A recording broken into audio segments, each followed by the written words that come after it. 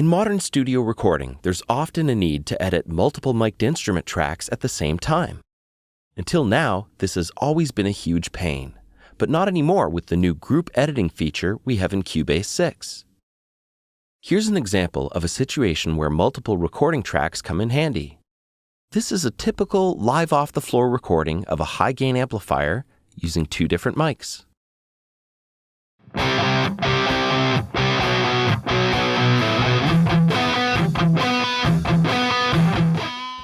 The first thing we notice is that there is bleed from the drums into the guitar mics.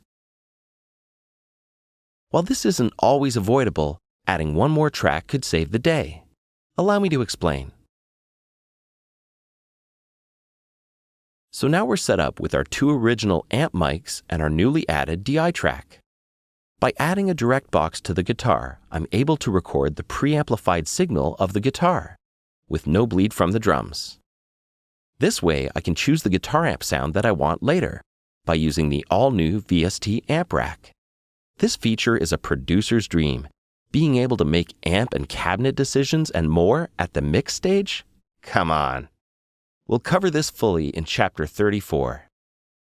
For now, let's re-record with a click track instead of drums. And let's make sure the monitor button isn't on, because most guitar players don't like hearing dry signal while they're playing through distortion.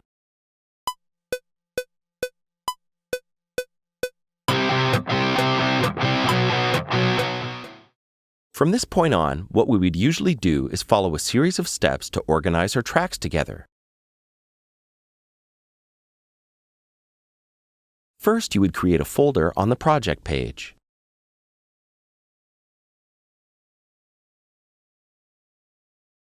Then you would multi-select your tracks. Then you would drag them into the folder. And you know what? This was pretty cool at the time. We could easily cut, erase, and copy all of the tracks in the folder at the same time. But what about fade-ins and fade-outs? What about crossfades and offsetting parts? For this, unfortunately, you would have to go below the tracks, ignoring the folder, and selecting all of the parts each time we had to do something.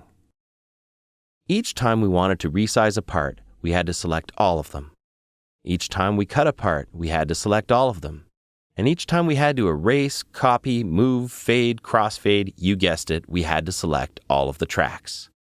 It might not seem like a lot of work here, but when you were chopping up a 5-minute song, all of this reselecting was a time-consuming and tedious process. While you could copy, cut, and move tracks in a folder, you still couldn't do everything you wanted. Well, now you can with the new group editing features in Cubase 6. Let's find out how to do this with the example project for this chapter.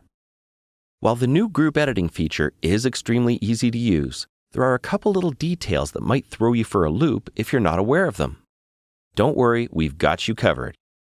Select all 3 tracks on the project page by Control, Command, or Shift-clicking on the desired tracks. Next, right-click on the tracks and choose Move Selected Tracks to New Folder. Now click on what looks like an equal sign here in the top left corner. This enables the new group editing feature for all of the group tracks in the folder. And now you're done. Oops. I guess I spoke too soon. It looks like we have a problem. Apparently the tracks in this folder are not completely in sync.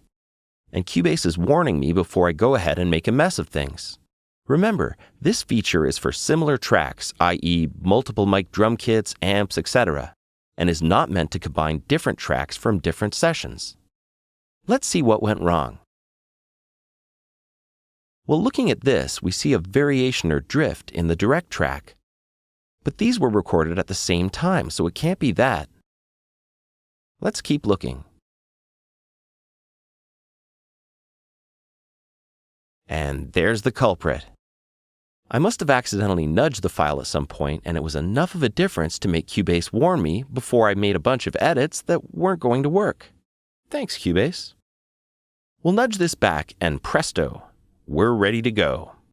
If I deselect and reselect the Group Editing button, it will warn me again if there is a problem. Now we're ready to start group editing. Start cutting with the scissor tool on any one of the tracks and watch them all get affected. Wait a minute, what's this now? Only one of my cuts was applied to the other tracks. Maybe it's because I have the snap to zero crossing on. I guess that makes sense since I'm telling Cubase to only cut when the waveform is neutral, and the odds of that lining up perfectly on separate tracks is astronomical. Touché, Cubase, touché. Let's turn snapping off and undo our cuts. I promise this is the last roadblock. Now when you edit any one of the tracks, all of them are affected. See how much easier this is than the old way of group editing?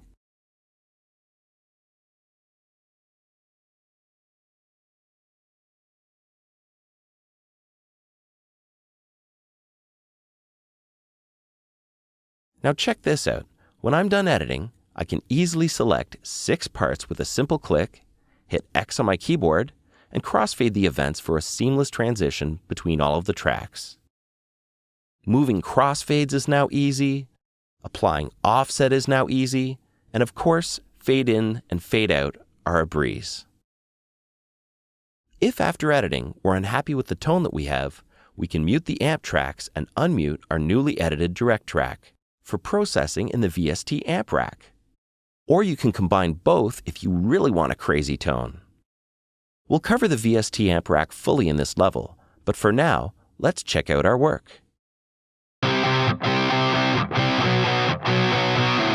Group editing. I love it.